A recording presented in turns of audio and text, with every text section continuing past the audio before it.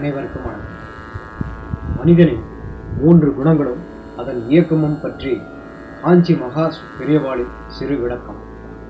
இறைவன் மனிதனுக்கு 3 விதமான குணங்களை கொடுத்து அவனை வாழ வைக்கிறான். என்ன அந்த 3 குணங்கள்? சத்துவகுணம், ரஜோகுணம், தமோகுணம். இதில் முதலாவதான சத்துவகுணம் என்பது நல்ல சிந்தனைகள், நல்ல பேச்சு, நல்ல செயல்கள் போன்றவைகளை உள்ளடக்கியது.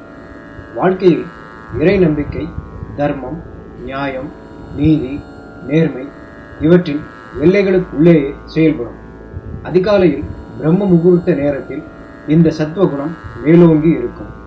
கண்களை மூடிக்கொண்டு பார்த்தால் சூரியனின் கதிர்கள் கூட வெண்மையாக தெரியும்.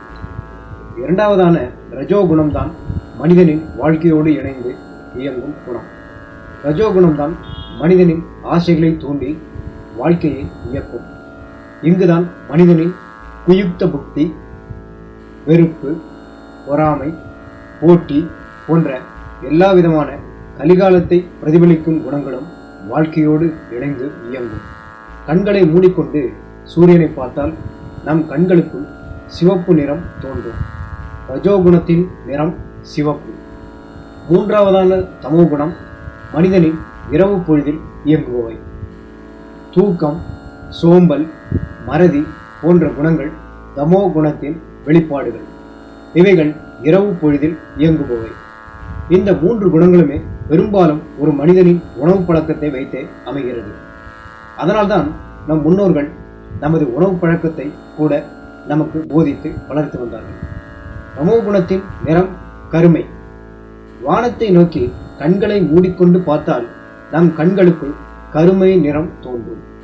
பூலோகத்தில் சத்துவகுணம் மட்டுமே ஒரு மனிதனுக்கு இருக்க வாய்ப்பே இல்லை. 3 குணங்களின் கலவைதான் ஒரு மனிதனின் வாழ்க்கையை நடத்துகிறது.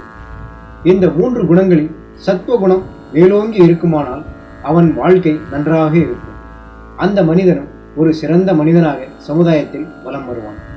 பூலோகத்தில் இந்த 3 குணங்களின் கலவைக்கு மிஸ்ர சத்துவம் என்று பெயர். இறைவனின் இருப்பிடமான கைலாயத்திலோ வைகுண்டத்திலோ மனிதனுக்கு அமையும் ஒரே குணம் சத்துவகுணம். இங்கு கலவை என்பது கிடையாது. இந்த குணத்திற்கு சுத்த சத்துவம் என்று பெயர். பிரார்த்தனை, கூட்டு பிரார்த்தனை, உணவு பழக்க வழக்கங்கள், சத் சங்கங்கள், நல்ல நட்பு, நல்ல குடும்ப சூழல், ஒழுக்கத்துடன் வாழ்தல், பொறாமை இல்லாத வாழ்க்கை போன்ற வாழும் முறை ஒருவனுக்கு இருக்குமாயின் அவன் சத்துவகுணம் நிறைந்த மனிதனாக வாழ்வான். வாழும் முறை நம் கையில் தான் இருக்கிறது. இதை அனைவரும் புரிந்து கொண்டால் சரி. இறைவனே நமக்காக வாழ்ந்து காட்டிய குணங்கள். நாம் இறைவனாக வாழ வேண்டாம், ஒரு நல்ல மனிதனாக வாழ்ந்து இறைவனை அடையலாம்.